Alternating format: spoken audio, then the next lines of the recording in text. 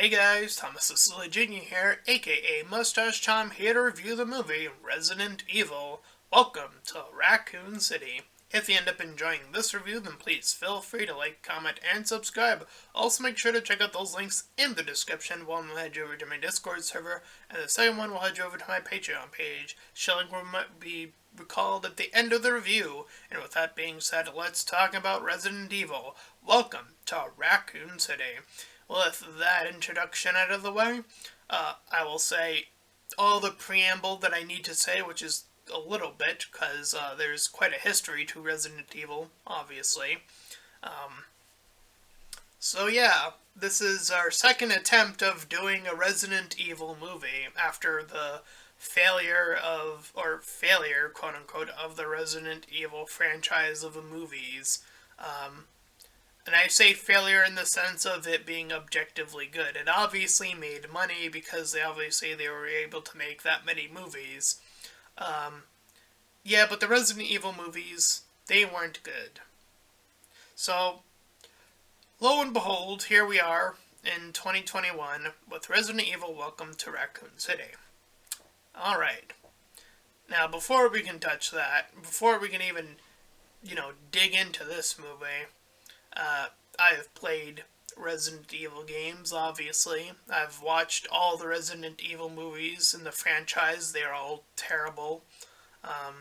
Even the first one was kind of meh at best.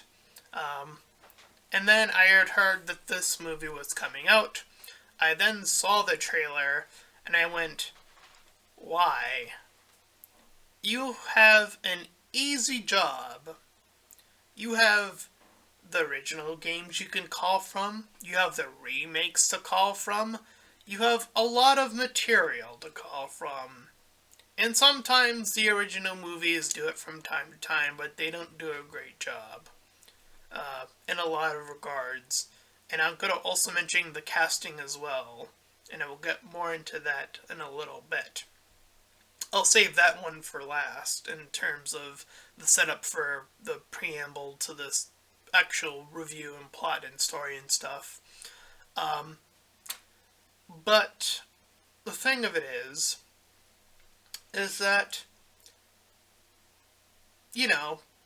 we have the whole thing of all video game movies are bad. We have heard this nonsense for quite a while. We hear other reviewers spew out that nonsense, and it's objectively untrue. And I'll tell you why. Because unironically, Resident Evil also has some of the best Resident Evil movies, but they're the animated Resident Evil movies. And if you don't know what I'm talking about, just look it up. You'll find them, trust me. Just type in Resident Evil animated movies, you'll probably find the 3 of them that exist. There are 3 of them.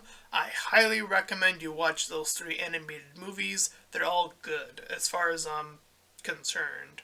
So those all count to me as 3 good video game movies, which means not all video game movies are bad, and then you can go on to say, well, what about just pure live action, which then you can talk about, like, how good was Sonic or whatever.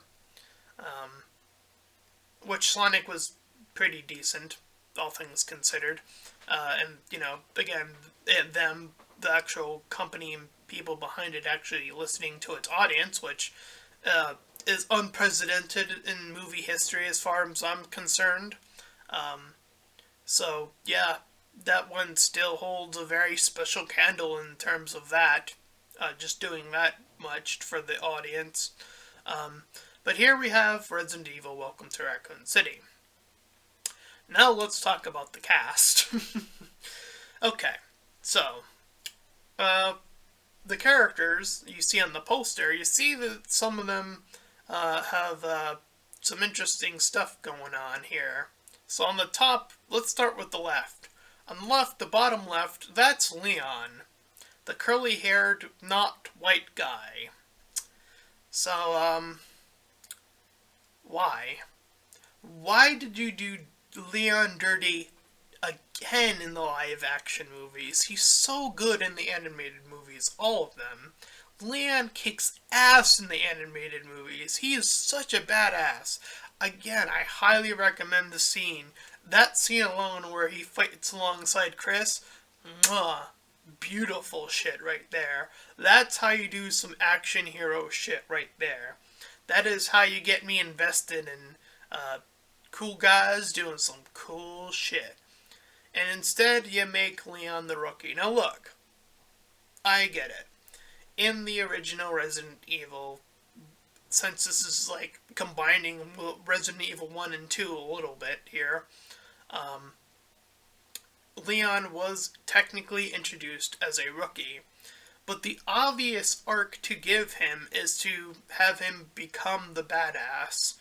And the way they make that happen is bullshit. It's absolute 100 bullshit, and we're going to get to that later on. But why just not hire an actor that's white and blonde? Why not try to get it accurate to the video game? Why is that so difficult for them to do? I mean, sure, they technically did it, and it didn't work out the first time in the Resident Evil movies. Again, Leon hasn't been done right in live action yet, as far as I'm concerned. In the animated movie, again, perfect. Mwah, French kiss. The top left, that's Chris Redfield. In all things considered, he looks alright. You know, pretty generic buff guy. He shoots some zombies here, so as far as I'm concerned, Chris was done okay. That's quite a lot, say, considering. There's Claire. She looks okay, I guess. Her look is a little bit odd. It's not the worst, obviously, considering what I'm going to be talking about next on the right here. But, you know, between the 5 we see on the poster, not the worst. So get this. Let's talk about top right here. Black woman, that's Jill Valentine. Yep, they made Jill black for some reason. Okay, so let's talk about this.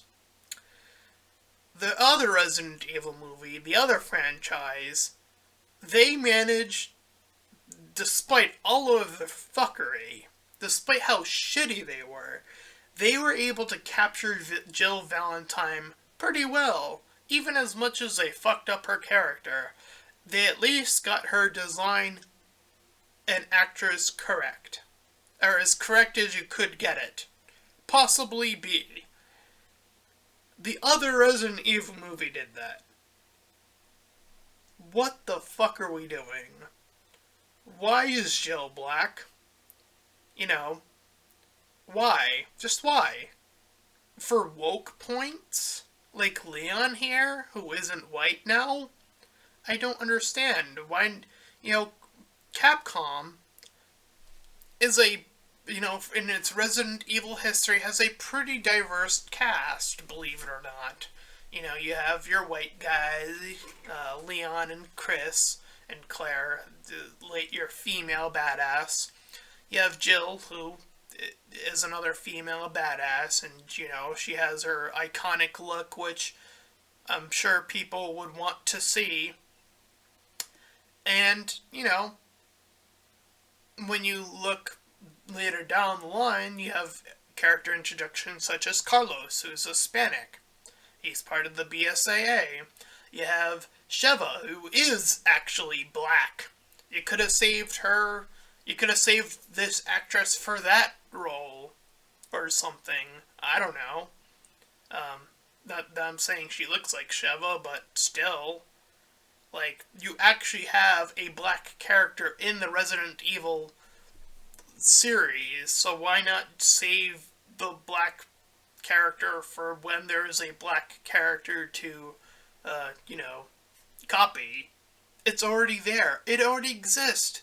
It already exists. I don't understand. Carlos, you need an Hispanic character? You have Carlos. You need a black woman? You get Sheva. You need, but no, we're not allowed to have a cool white guy named Leon S. Kennedy. He has to not be white. All for for wokeness or whatever, and it doesn't make any sense. And bottom right, you fucked up Wesker again. What the fuck? Can we not get Wesker right once in the live action movies? Can we not do that? Is that too much to ask?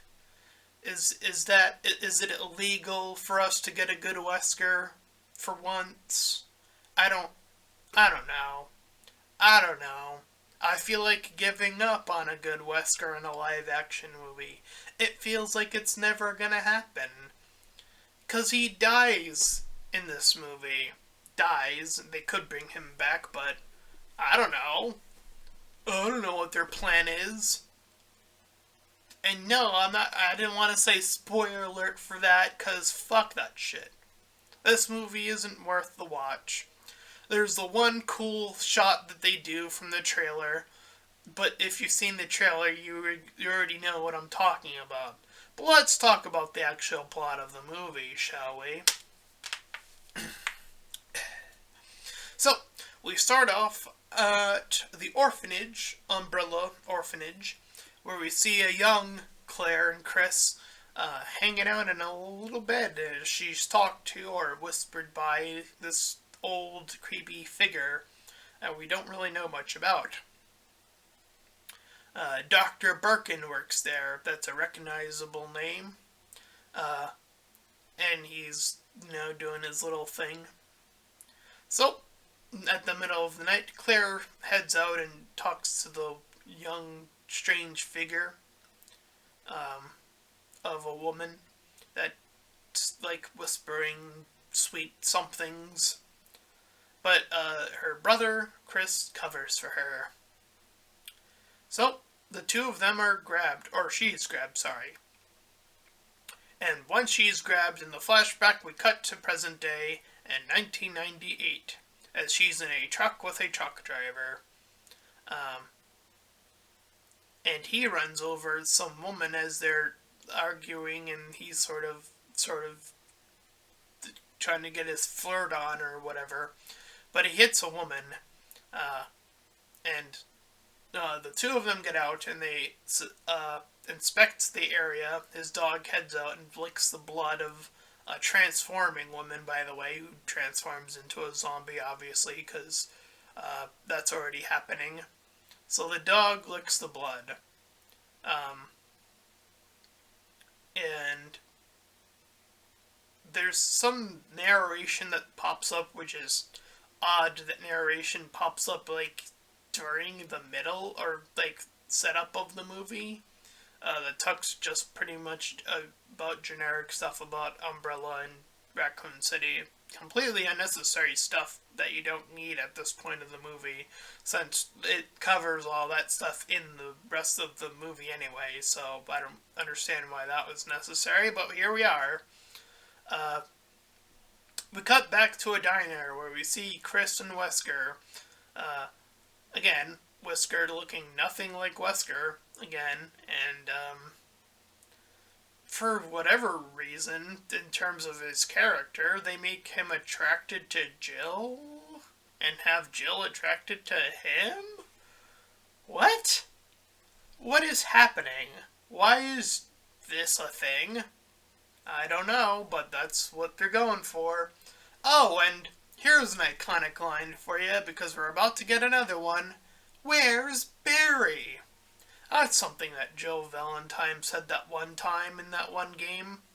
But speaking of video games and making callbacks, Jill picks up a sandwich, and she says, "Oh, I'm gonna call this a Jill sandwich," or something along those lines, or, and, just to make the comparison, because I just recently did my Ghostbusters review, Afterlife, this is where, comparisons are in order, where we get Ghostbusters Afterlife and its effective references, and they're a part of the plot, and it actually carries the entire plot. It's not just there to be there. And quite frankly, that is how I think you should handle doing it, quite frankly, if you are going to do it.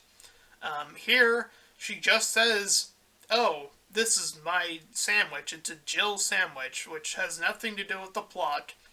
It's irrelevant to where it is in the video game, comparatively, since Barry's the one who calls it a Jill sandwich, not her. And again, Barry's not even in this movie, so what the fuck? And the reference is when Jill is trapped inside the mansion and the mansion is falling on her, the roof is, crumbling down. He saves her, or she saves herself, or something along those lines, depending. And he says, "You were almost a Jill sandwich." That's my Barry impression. It's not great. Point being that it was him that said it, and that was, it was corny back then, but come on, you could have gave him that. You could have put him in the movie, but I guess white people aren't allowed to be in movies anymore, except Chris Redfield, I guess. I don't know. It's stupid. So anyways, we cut back to Leon S. Kennedy. Again, not blonde, not anything we can recognize the vintage Leon or good Leon by. And he talks to Jill very briefly. And, I wrote in my notes at this point that the cast, because we met all the cast at this point, is terrible. So, just in case, I wasn't going to get around to it, but I wanted to get it at the beginning. But I wrote it in my notes anyway, just so I can remember again. But while we're inside, or whatever, the diner, we hear a bump hit the diner wall. And we see a turning crow that is shifting into a crow zombie, a zombie crow. Anyway, Claire is like, doing her thing, getting a ride, and she gets dropped off. We see the dog fully turn as she's away and bites the truck driver.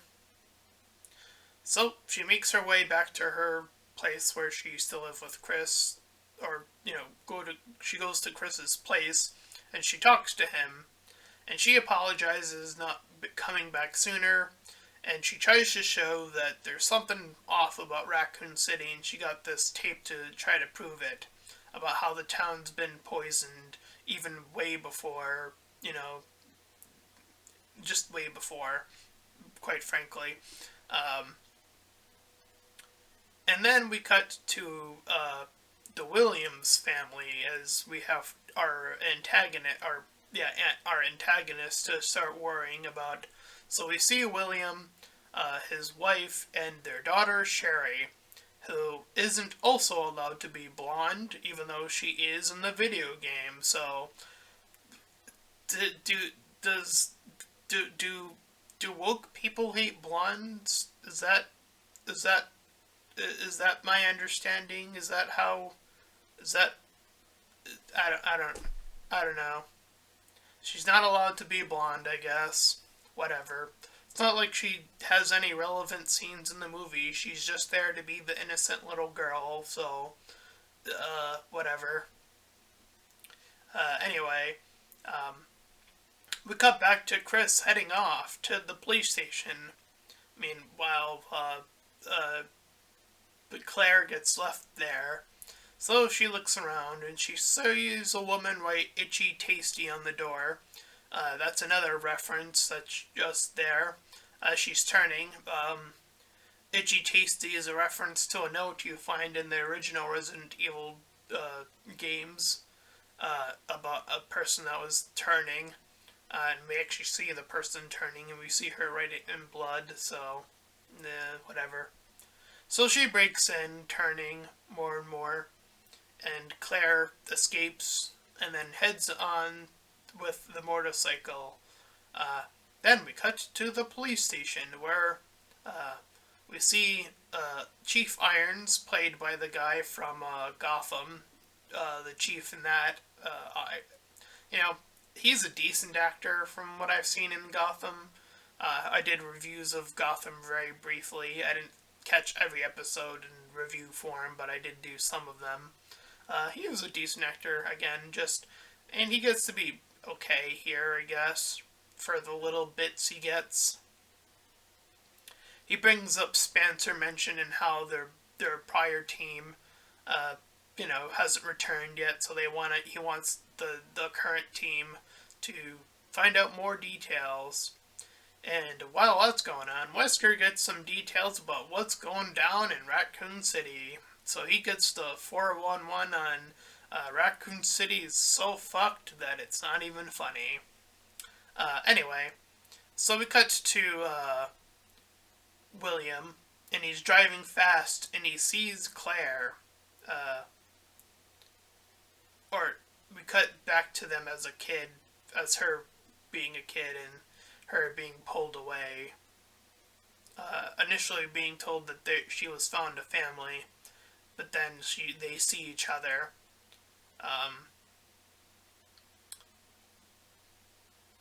So yeah, anyway, the truck driver, as we see, he's turning, obviously, and he's driving faster and faster. The truck blows up in front of the police station, as it does in the classic video game. Again, it's fine. A burning zombie walks into the police station, and Leon, not even paying attention, listening to his music, not, being a complete dummy in the beginning of the movie. It's up to the chief, who's just happens to be there, shoots the zombie, the flaming zombie, and then Leon's like, what happened? Meanwhile, the chopper arrives at the mansion, and no one goes, wow, what a mansion. What another Not Barry line to not take from Not Barry. Shoot.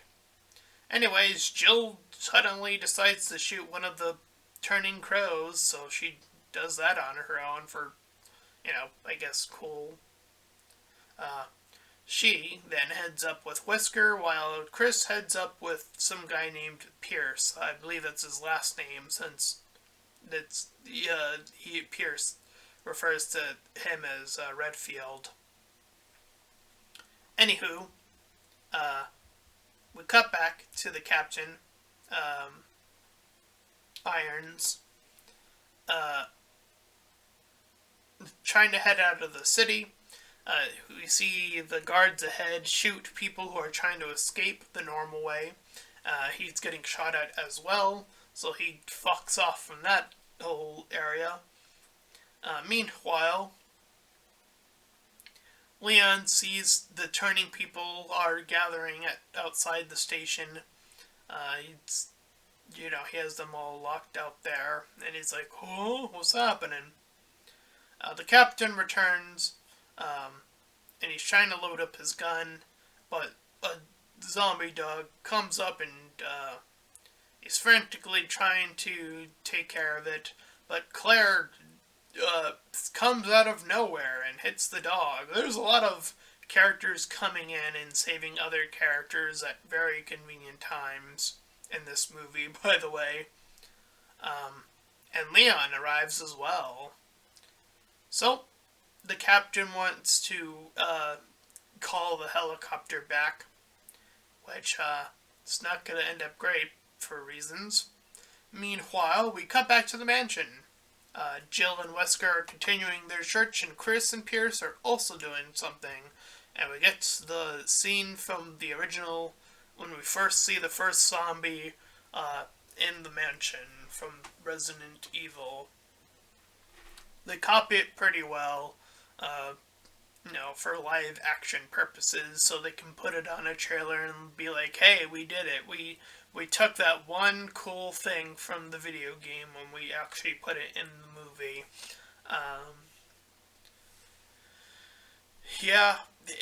It's a lot easier to say now that one clip snippet from a vintage video game does not save your shit movie. I'm sorry. It's not how this works. You have to work harder than that. You have to actually make your characters interesting. It would help if your characters, if you're gonna represent the video game, actually look like your video game characters, so people can point and be like, hey, that actually reminds me of that character. And it is actually well represented and well acted and all that other cool stuff. But no, none of that shit. Not here. Not today. Not in Resident Evil Welcome to Raccoon City. Anywho. So, meanwhile, Pierce heads up further up ahead while Chris stays behind to check on the bitten man who's gotten, it's gonna die. But Pierce is attacked, and he gets swarmed by more zombies that sort of pop out. And Chris also gets attacked. And the Chopper Man also gets attacked. But Chris obviously is going to make it out because he's one of the main characters. Meanwhile, we cut back to Wesker and Jill. Wesker finds a piano and he has this little device on him throughout the movie. And he's the one who oddly plays Moonlight Sonata, even though in the video game that was Jill Valentine. So why wouldn't you give that moment to Jill? I don't know. It's neat when when you can match things in your video game more than less, but, it is what it is, I guess. So yeah, he uncovers this secret area in the building. But before that, Jill sees the chopper flying their way and pulls Wesker away, and it blows up into the building. They're both just left injured, even though it didn't look like they cleared it well enough, but whatever, they're fine. Meanwhile, Claire and Leon gear up in the gun area with what they have left. And he heads down, Leon does, to see the man from the tape that Claire saw earlier inside the jail cell. This man was talking about how the police or the people or Umbrella, did all the tests, the T and G virus, sort of the setup of what's really going on essentially. He wanted to get out of the cell, obviously. He gets bit right before Leon can let him out.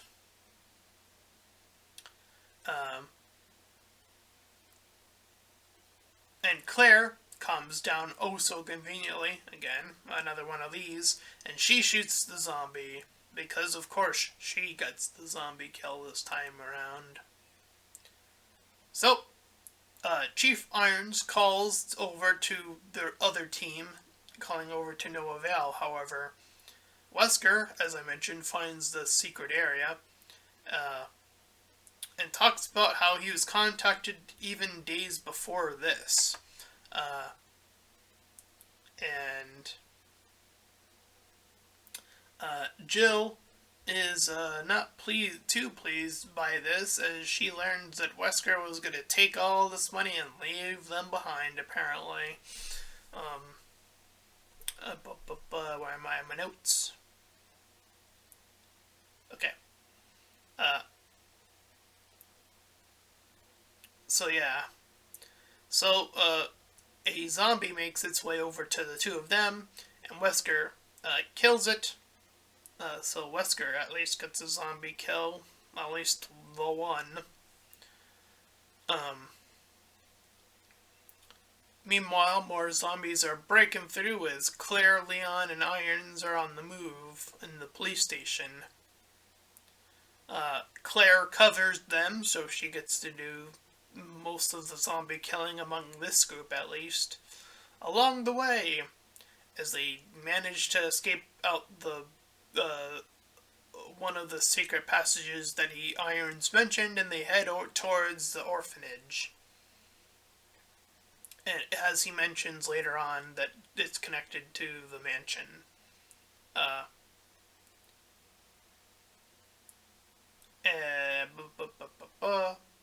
So Leon notices something's going on up above them.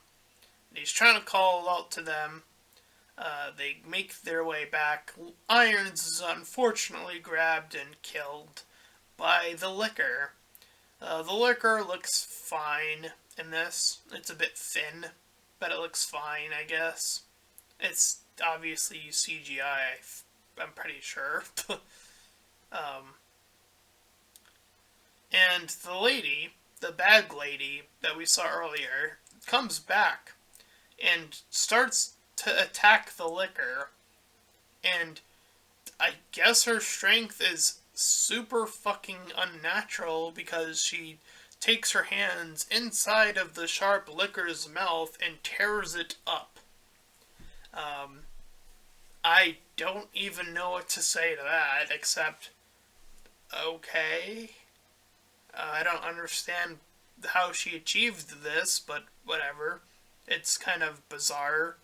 Um, Definitely didn't do any justice to the liquor either. I guess the liquor got a kill in. I guess that's cool. You know? They did that. Anyway. Um, so the bag lady, as I'll refer to her as, gives Claire a set of keys. As Chris actually gets to suit a zombie in this movie. Hooray! A guy gets to do something in the movie finally that's not a bad guy. Um, and in fact, he actually gets to get a little bit of a killing spree at this point of the movie. So he actually gets quite a bit of kills. So at least to give him, again, something to do. Um, and even still, Jill comes out of nowhere, again, to give him an assist. Meanwhile, we cut back to Leon and Claire, who are moving further in, and they find these old tapes of the Alfred twins, which is another Resident Evil reference. Obviously, the twins are very bizarre in the games. I believe there were some ancestral vibes in the original games, and one of them went in between being very masculine and very feminine quite regularly. So, after seeing this, Claire gets quite upset. She feels like she could have ended up like one of these experiments herself. Meanwhile, Mr. William grabs some of the vials of the G virus, and Wesker gets to him and his family. So they shoot each other. Wesker shoots him a few times, and Wesker's also shot as well in the chest. He shoots the mother in the head, so she's dead. As Sherry, little girl Sherry's hiding in the distance. However, Wesker's then shot by Jill, who makes her way down there. And Wesker dies. That's it. In terms of this movie, we don't see him take any of the virus or inject himself or anything like that. We don't see him turn the red eyes, which is vintage Wesker in the original movie, or the original video game, I should say. None of that. He just dies in this movie.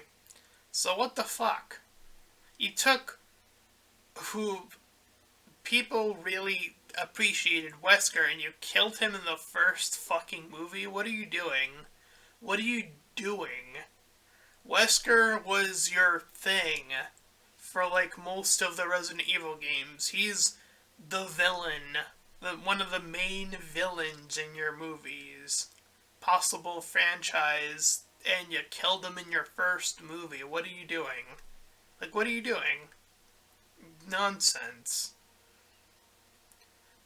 But anyway, we cut to Claire and, Leon heading further in as Will awakens because he took the thing. So he's transforming. He's turning into the thing with the big eye. Um, if you've seen the games, you know what I'm referring to.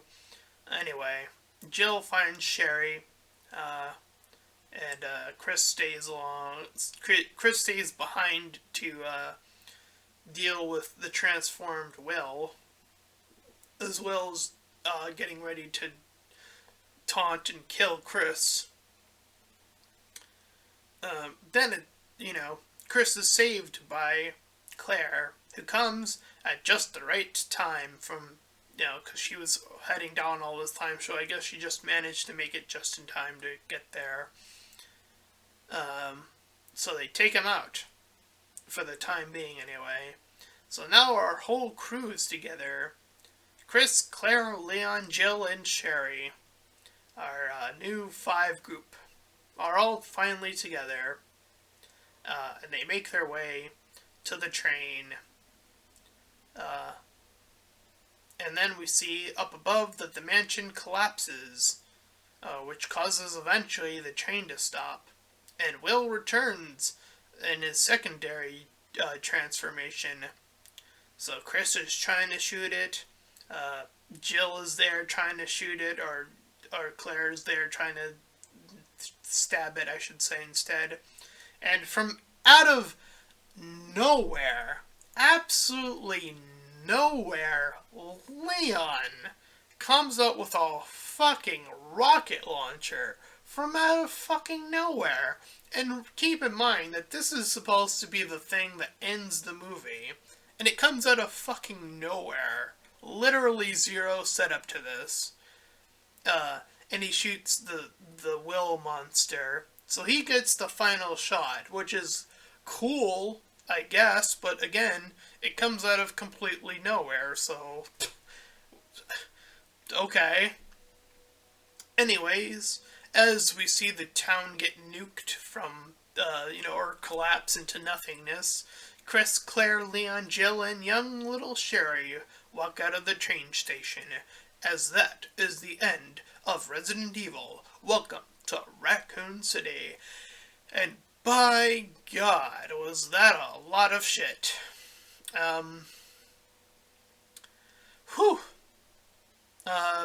Yeah, it's not great.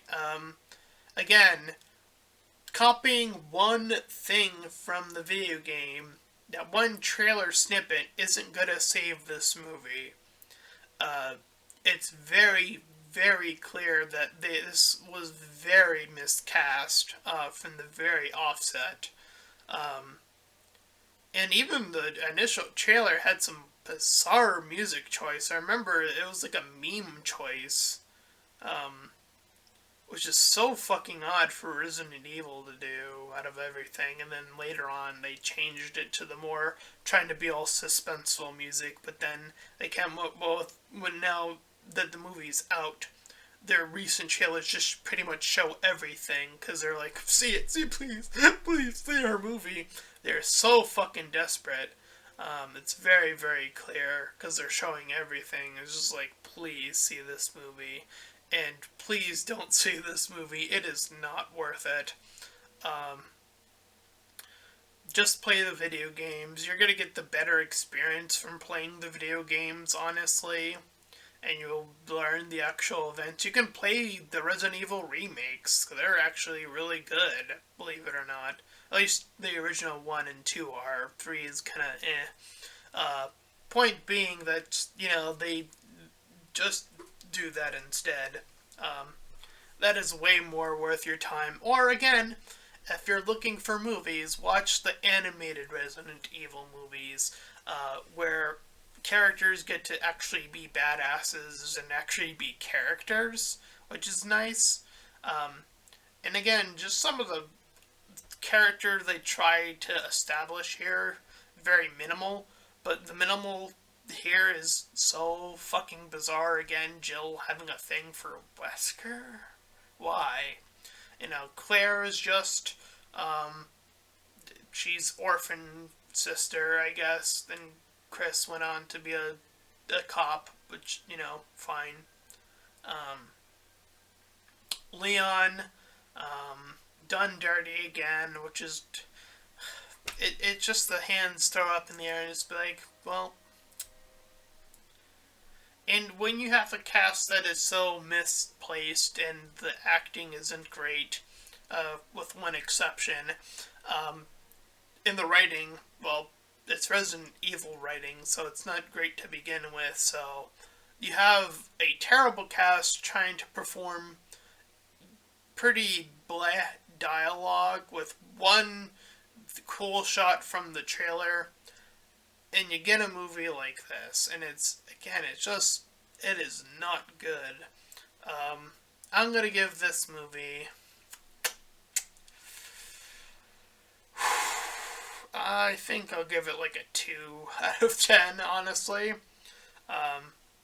Or even a 1 out of 10. It's not great. I think I would push for a 2 or 3. Again, there's some hints here and there of some potential, but it is very quickly shatterable. So yeah, that is my review of Resident Evil Welcome to Raccoon City. If you ended up enjoying this review, then please feel free to like, comment, and subscribe. Also, make sure to check out those links in the description. The first will head you over to my Discord server. The second will head you over to my Patreon page. Any donations are greatly appreciated. Until next time, everyone, bye-bye.